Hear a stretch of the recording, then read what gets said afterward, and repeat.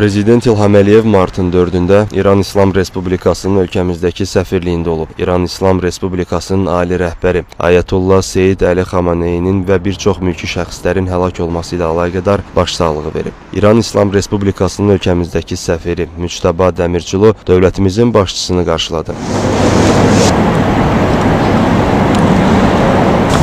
Azərbaycan prezidenti matəm kitabına ürək sözlərini yazdı.